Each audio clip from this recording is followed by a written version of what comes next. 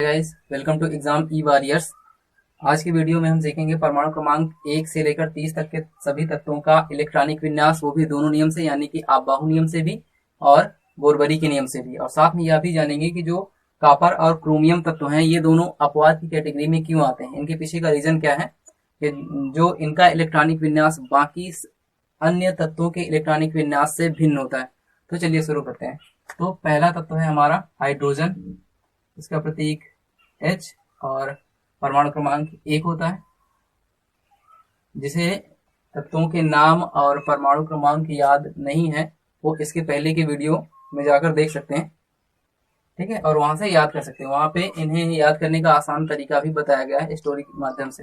तो हाइड्रोजन का परमाणु क्रमांक 1, इसका आपबाहु के नियम से इलेक्ट्रॉनिक विन्यास होगा 1s1, और बोरबरी के नियम से इसका इलेक्ट्रॉनिक विन्यास क्या होगा?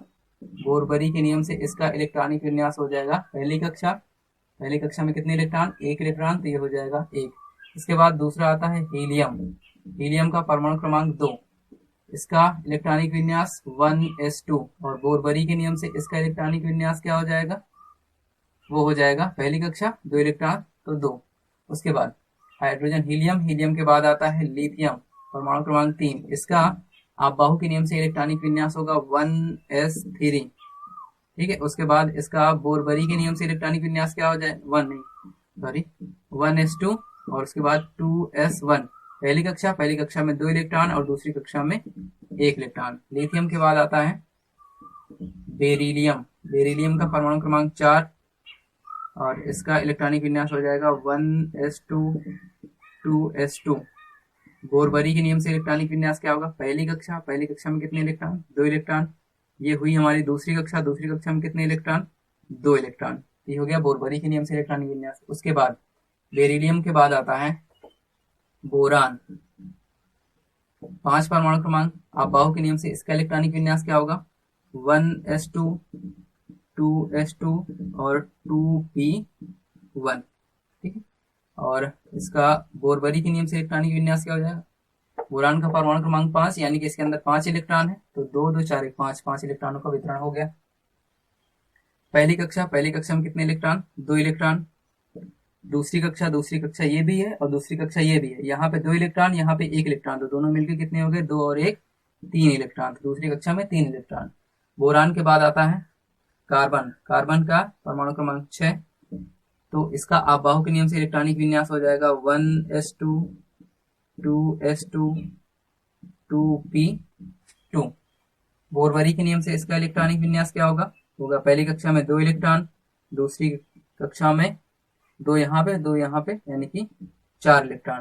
कार्बन के बाद अगला आता है नाइट्रोजन, परमाणु क्रमांक 7, इसका क्या होगा इलेक्ट्रॉनिक विन्यास?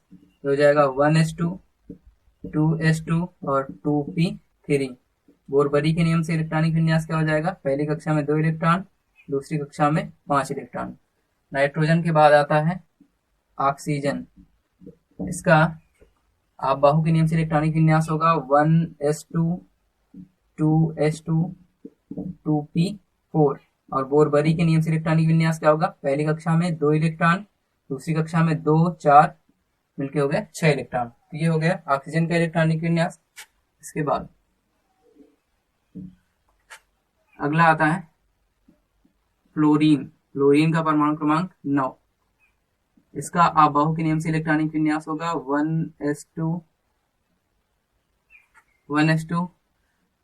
2s2 और 2p5, ठीक है। 1s2 2s2 और 2p5। और बोरबरी के नियम से इसका इलेक्ट्रॉनिक विन्यास क्या हो जाएगा? पहली कक्षा में 2 इलेक्ट्रॉन, दूसरी कक्षा में 2 और 5 मिलके कितने हो गए? 7 इलेक्ट्रॉन। फ्लोरीन के बाद आता है अगला नियान, जो कि अक्रिय गैस है। इसका इलेक्ट्रॉनिक विन्यास क्या होगा? पहली का 1s2 2s2 2p6। बोरबरी के नियम से इलेक्ट्रॉनिक विन्यास क्या हो जाएगा? पहली कक्षा में 2 इलेक्ट्रॉन, दूसरी कक्षा में 2 और 6 मिलके कितने हो गए? 8 इलेक्ट्रॉन। नियान के बाद अगला आता है सोडियम। सोडियम का परमाणु क्रमांक 11, इसका इलेक्ट्रॉनिक विन्यास क्या होगा? 1s2 2s2 2p6 3s1।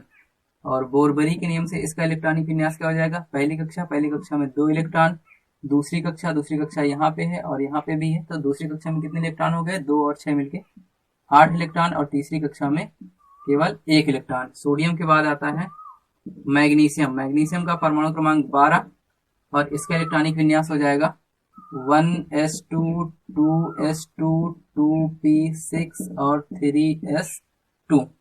और बोरबरी के नियम से इसका इलेक्ट्रॉनिक विन्यास क्या होगा, पहली कक्षा में 2 इलेक्ट्रॉन, दूसरी कक्षा में 8 इलेक्ट्रॉन और तीसरी कक्षा में 2 इलेक्ट्रॉन। मैग्नीशियम के बाद आता है एल्यूमिनियम। एल्यूमिनियम का परमाणु क्रमांक 13, तो इसका इलेक्ट्रॉनिक विन्यास क्या हो जाएगा 1s2 2s2 2p6 3s2 और 3p1। ठीक है। और बोरबरी के नियम से इसका इलेक्ट्रॉनिक विन्यास क्या हो जाएगा, पहली कक्षा में 2 इलेक्ट्रॉन, दूसरी कक्षा में 8 इलेक्ट्रॉन और तीसरी कक्षा में 2 और 1 मिलके 3 इलेक्ट्रॉन।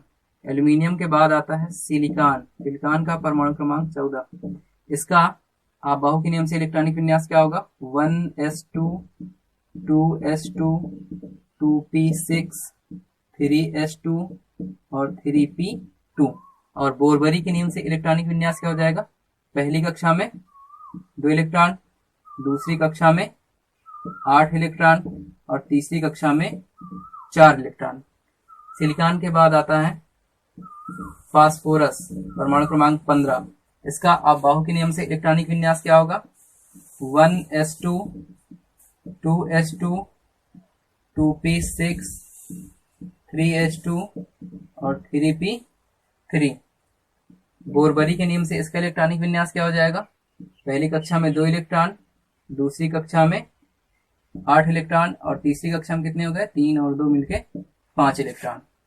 फास्फोरस के बाद आता है सल्फर, परमाणु क्रमांक 16, इसका आबाहु के नियम से इलेक्ट्रॉनिक विन्यास क्या होगा 1s2 2s2 2p6 3s2 3p4।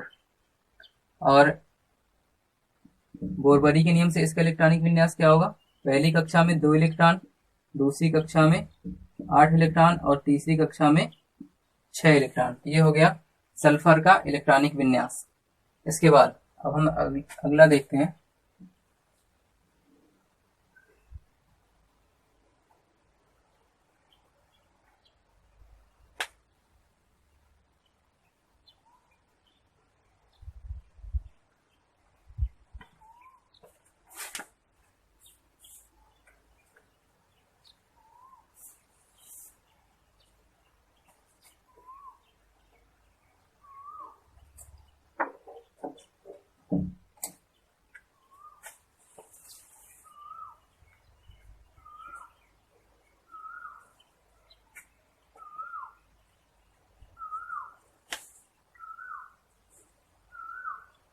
इसके बाद अगला आता है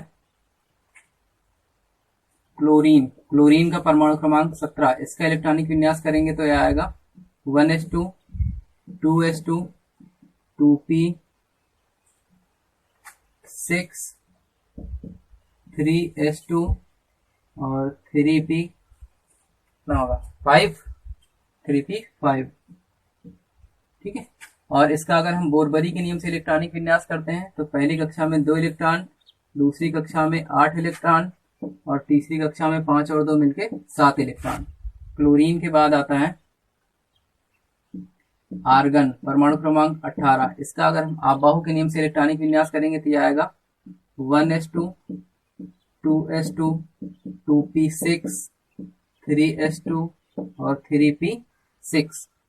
अगर इसका हम बोरबरी के नियम से इलेक्ट्रॉनिक विन्यास करते हैं तो पहली कक्षा में 2 इलेक्ट्रॉन, दूसरी कक्षा में 8 इलेक्ट्रॉन और तीसरी कक्षा में कितने हो गए, तीसरी कक्षा में भी 8 इलेक्ट्रॉन। आर्गन के बाद आता है पोटेशियम, परमाणु क्रमांक 19, इसका अगर हम आबाहु के नियम से इलेक्ट्रॉनिक विन्यास करते हैं तो ये होगा 1s2 2s2 2p6 3s2 3p6 और 4s1।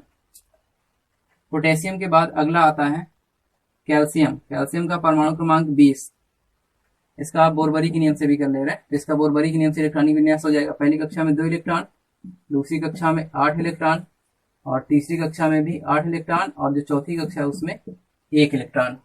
इसके बाद कैल्शियम, कैल्शियम का परमाणु क्रमांक 20, इसका इलेक्ट्रॉनिक विन्यास होगा 1s2 2s2 2p6 3s2 3p6 और 4s2। बोरबरी के नियम से इलेक्ट्रॉनिक विन्यास क्या हो जाएगा, पहली कक्षा में 2 इलेक्ट्रॉन, दूसरी कक्षा में 8 इलेक्ट्रॉन, तीसरी कक्षा में भी 8 इलेक्ट्रॉन, और जो चौथी कक्षा है उसमें केवल 2 इलेक्ट्रॉन। इसके बाद कैल्शियम के बाद आता है स्कैंडियम, परमाणु क्रमांक 21, इसका इलेक्ट्रॉनिक विन्यास क्या होगा, हो जाएगा 1s2 2s2 2p6 3s2 3p6 4s2 और 3d1।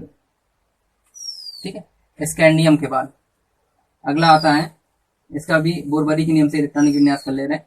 तो पहली कक्षा में 2 इलेक्ट्रॉन, दूसरी कक्षा में 8 इलेक्ट्रॉन, और तीसरी कक्षा में गौर करना 2 और 6 8, और यहाँ पे भी है 1, तो कितने हो गए 6 2 8 और 1 यहाँ पे है 9 इलेक्ट्रॉन। तो तीसरी कक्षा में 9 इलेक्ट्रॉन, और जो चौथी कक्षा है लास्ट वाली उसमें केवल 2 इलेक्ट्रॉन। इसके बाद स्कैंडियम के बाद अगला आता है टाइटेनियम, टाइटेनियम का परमाणु क्रमांक 22, इसका इलेक्ट्रॉनिक विन्यास क्या हो जाएगा, 1s2 2s2 2p6 3s2 3p6 4s2 और 3d2। और इसका बोरबरी के नियम से इलेक्ट्रॉनिक विन्यास क्या हो जाएगा, पहली कक्षा में 2 इलेक्ट्रॉन, दूसरी कक्षा में 8 इलेक्ट्रॉन, और तीसरी कक्षा में गौर करना 2 यहाँ पे 6 यहाँ पे और 2 यहाँ पे, सभी को मिला के कितने हो गए 2 और 6 8 और 2 यहाँ पे 10। तो तीसरी कक्षा में 10 इलेक्ट्रॉन, और जो लास्ट अंतिम कक्षा है उसमें केवल 2 इलेक्ट्रॉन।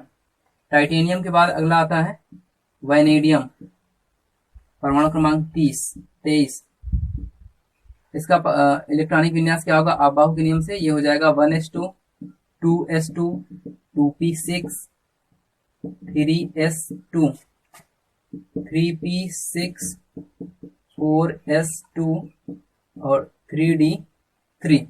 और इसका बोरबरी के नियम से इलेक्ट्रॉनिक विन्यास क्या होगा, पहली कक्षा में 2 इलेक्ट्रॉन, दूसरी कक्षा में 8 इलेक्ट्रॉन, और तीसरी कक्षा में 8 यहाँ पे और 3 यहाँ पे, कितने हो गए 11 इलेक्ट्रॉन, और जो अंतिम कक्षा है उसमें केवल 2 इलेक्ट्रॉन।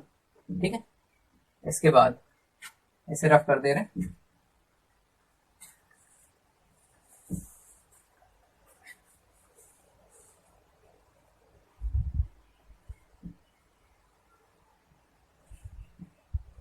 इसके बाद वैनेडियम के बाद अगला आता है क्रोमियम, परमाणु क्रमांक 24, इस पे स्टार लगाते हैं। अब देखिए इसका अगर हम इसी तरीके से जैसे इसका हम कर रहे हैं उसी तरीके से अगर हम इसका इलेक्ट्रॉनिक विन्यास करें तो क्या होगा, इसका इलेक्ट्रॉनिक विन्यास होना चाहिए 1s2 2s2 2p6 3s2 3p6 4s2 और 3d4, यही होना चाहिए। 2 2 4 6 10 2 12 6 18 2 20 4 24, यही होना चाहिए। इसी प्रकार से अगर हम इसका क्रोमियम का इलेक्ट्रॉनिक विन्यास करते हैं तो, लेकिन ये जो हमने क्रोमियम का इलेक्ट्रॉनिक विन्यास किया है यह सही नहीं है। तो इसका सही इलेक्ट्रॉनिक विन्यास क्या होगा, यह इलेक्ट्रॉनिक विन्यास सही नहीं है। इसका सही इलेक्ट्रॉनिक विन्यास क्या होगा, इसका सही इलेक्ट्रॉनिक विन्यास होगा 1s2 2s2 2p6 3s2 3p6 4s1 और 3d5।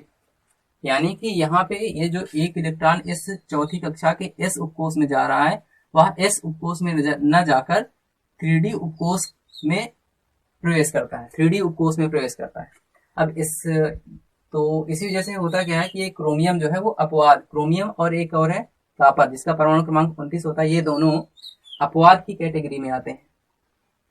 तो यहाँ पे अब हम समझते हैं कि ये दोनों अपवाद में क्यों आते हैं, दोनों अपवाद की कैटेगरी में क्यों आते हैं, या यहाँ पे जो एक इलेक्ट्रॉन था वह यहाँ का एक इलेक्ट्रॉन जो 3d उपकोष है उसमें क्यों चला जाता है। तो बेसिकली होता क्या है कि यहाँ पे हमें पता है कि आबाहु नियम में होता क्या है कि ये जो उपकोष होते हैं यहाँ एनर्जी इनका जो इन उपकोषों में जो इलेक्ट्रॉन है वह इनके एनर्जी लेवल के अनुसार मतलब उस उपकोष में प्रवेश करता है। तो यहाँ पे हो क्या रहा होता है कि ये जो अंतिम इलेक्ट्रॉन है, क्रोमियम का जो अंतिम इलेक्ट्रॉन है यानी कि 24वां इलेक्ट्रॉन, वह इलेक्ट्रॉन जब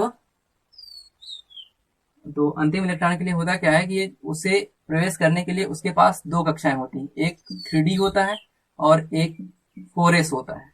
तो यहाँ पे होता क्या है कि जो अंतिम इलेक्ट्रॉन है, जो 24वां इलेक्ट्रॉन है, जो अंतिम इलेक्ट्रॉन है, अंतिम इलेक्ट्रॉन लिख ले रहे हैं, जो अंतिम इलेक्ट्रॉन है, जो अंतिम इलेक्ट्रॉन है, मान लिया कि यहाँ पे कोई अंतिम इलेक्ट्रॉन है, तो जब यह इन उपकोषों में प्रवेश करने की कोशिश करता है, जब प्रवेश करना होता है इसे, तो होता क्या है कि इसे प्रवेश कराने के लिए हमें 3D उपकोष में अगर हम प्रवेश कराते हैं तो इसे हमें कम एनर्जी देनी पड़ती है, लेकिन अगर हम 4s उपकोष में इसे एंटर करवाते हैं तो हमें ज्यादा एनर्जी देनी पड़ती है। ठीक है, तो ये करता क्या है, क्योंकि यहाँ पे ज्यादा एनर्जी लग रही है और यहाँ पे कम एनर्जी लग रही है, इसी वजह से होता क्या है कि ये इलेक्ट्रॉन 3D उपकोष में चला जाता है, ना कि 4s उपकोष में जाता है। ठीक है, तो ये बेसिकली होता क्यों है ऐसा कि यहाँ पे ये वाला इलेक्ट्रॉन 3D उपकोष में चला जाता है, क्योंकि ये एनर्जी लेवल की वजह से, क्योंकि जो अंतिम इलेक्ट्रॉन है उसे 4s उपकोष में प्रवेश करने के लिए हमें ज्यादा एनर्जी देनी पड़ती है, और जबकि 3D उपकोष में अगर उसी वही इलेक्ट्रॉन प्रवेश करता है तो हमें कम एनर्जी देनी पड़ती है। अब ये कुछ उसी तरीके से, इसे हम एक एग्जाम्पल के तरीके से समझते हैं। मान लो यहाँ पे दो वाहन है, ठीक है, दो वाहन खड़े हुए हैं, मान लो दो रिक्शे वाले खड़े हुए हैं, या कुछ भी समझ सकते हो, और आप लोगों को कहीं जाना है। ठीक है, तो मान लो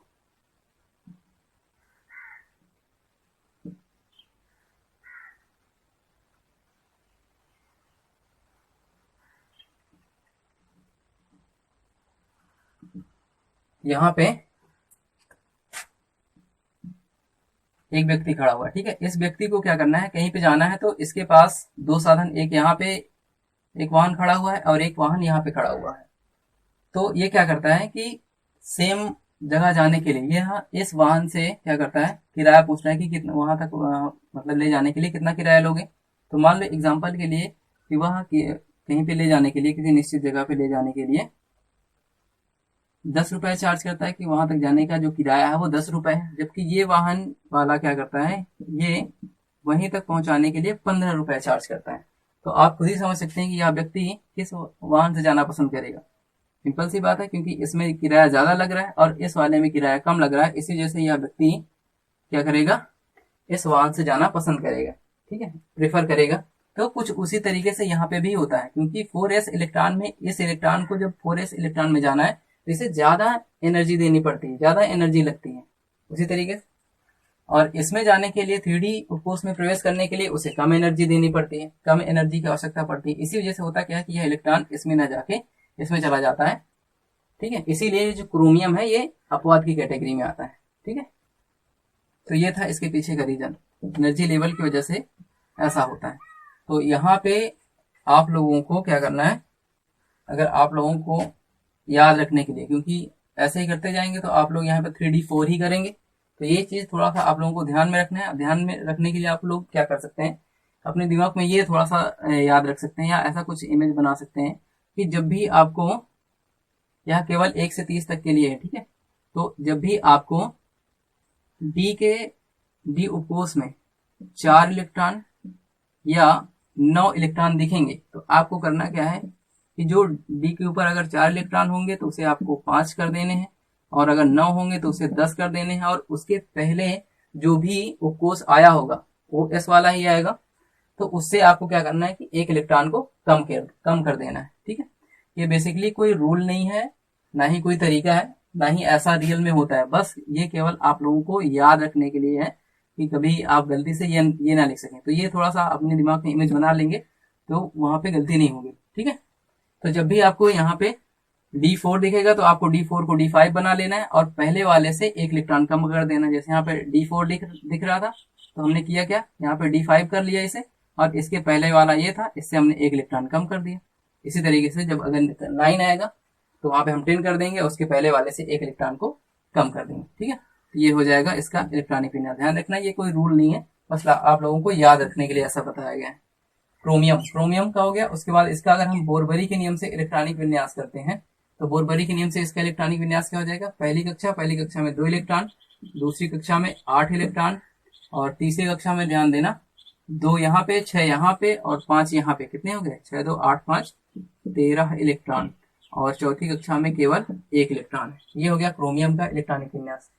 क्रोमियम के बाद अगला आता है मैग्नीज, Mn, परमाणु क्रमांक 25। इसका इलेक्ट्रॉनिक विन्यास करते हैं तो इसका इलेक्ट्रॉनिक विन्यास होगा 1s2 2s2 2p6 3s2 3p6 4s2 3d5।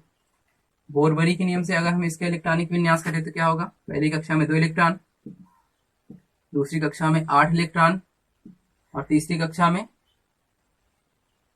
6 2 8 5 13 electron, और जो अंतिम कक्षा है उसमें कितने, 2 इलेक्ट्रॉन। मैग्नीज के बाद अगला आता है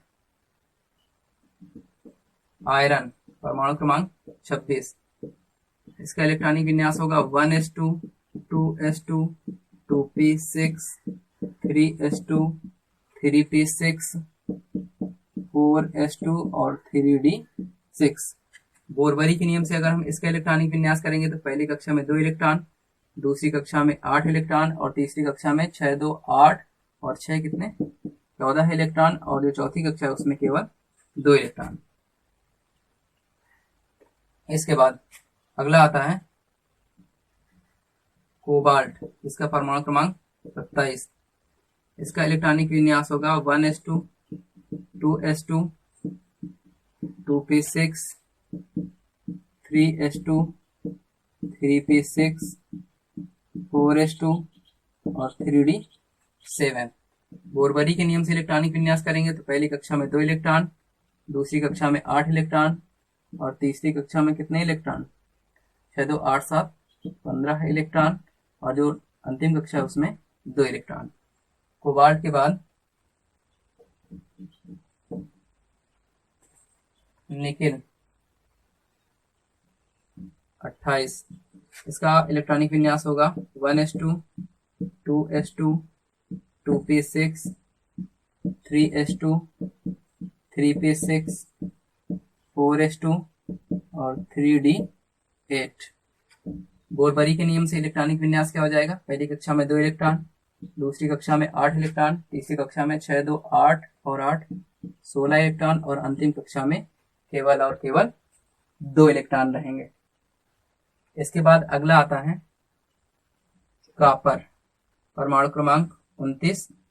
इसका इलेक्ट्रॉनिक विन्यास क्या होगा, 1s2 2s2 2p6 3s2 3p6 4s2 और 3d9। इस पे भी आप लोगों को क्या करना है, स्टार बना लेना है, क्योंकि ये भी अपवाद की कैटेगरी में आता है। अब यहाँ पे देख रहे हैं आप लोग ऐसा इलेक्ट्रॉनिक विन्यास करेंगे तो इसी तरीके से करेंगे, लेकिन अभी हमने बताया कि 9 होगा तो आप लोगों को क्या करना है, उसे 10 कर देना, यानी कि ये इलेक्ट्रॉनिक विन्यास गलत है। और सही इलेक्ट्रॉनिक विन्यास क्या होगा, इसका हो जाएगा 1s2 2s2 2p6 3s2 3p6 4s1 करना है, और इसे 3d10 कर देना है।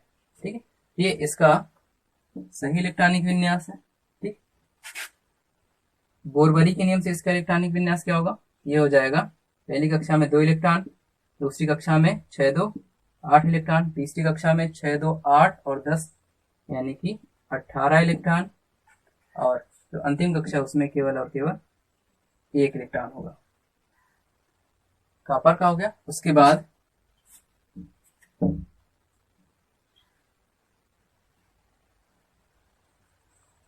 हम एक और देख लेते हैं, लास्ट है जिंक का। जिंक परमाणु क्रमांक 30। इसका इलेक्ट्रॉनिक विन्यास होगा 1s2 2s2 2p6 3s2, 3p6, 4s2, 3d10। और बोरबरी के नियम से इलेक्ट्रॉनिक विन्यास क्या हो जाएगा? वो हो जाएगा पहली कक्षा में 2 इलेक्ट्रॉन, दूसरी कक्षा में 8 इलेक्ट्रॉन, और तीसरी कक्षा में 2 और 6 2 8 10 18 इलेक्ट्रॉन, और जो अंतिम कक्षा है चौथी कक्षा उसमें केवल और केवल 2 इलेक्ट्रॉन होंगे। तो ये था आपका परमाणु क्रमांक 1 से लेकर 30 तक के तत्वों का इलेक्ट्रॉनिक विन्यास। ठीक है, अब यहाँ पे देखें थोड़ा सा, ये जो कॉपर है यहाँ पे जो हुआ सेम वैसे जैसे यहाँ पे जो इसका क्रोमियम का अंतिम इलेक्ट्रॉन था उसे 3d उपकोष में प्रवेश करने के लिए कम एनर्जी की जरूरत पड़ती थी, जबकि 4s में प्रवेश करने के लिए अधिक एनर्जी की जरूरत पड़ती थी। सेम उसी तरीके से यहाँ पे भी जो कॉपर का अंतिम इलेक्ट्रॉन है उसे 3d उपकोष में प्रवेश करने के लिए कम एनर्जी की आवश्यकता होती है, जबकि 4s उपकोष में जाने के लिए यानी कि प्रवेश करने के लिए उसे अधिक एनर्जी की आवश्यकता पड़ती है। इसीलिए इसका अंतिम इलेक्ट्रॉन 4s में न जाकर 3d उपकोष में चला जाता है। ठीक है, तो ये था परमाणु क्रमांक 1 से लेकर 30 तक के तत्वों का इलेक्ट्रॉनिक विन्यास। तो इसे आप लोगों को क्या करना है, एक बार खुद से ट्राई करना है। 1 से लेकर 30 तक के सभी तत्वों का इलेक्ट्रॉनिक विन्यास लिखना है दोनों नियम से, आप बाहु नियम से भी और बोरबरी के नियम से भी। और कहीं पे भी कोई भी प्रॉब्लम होती है तो आप लोग पूछ सकते हैं कमेंट सेक्शन में। ठीक है, तब तक के लिए thanks for watching this video.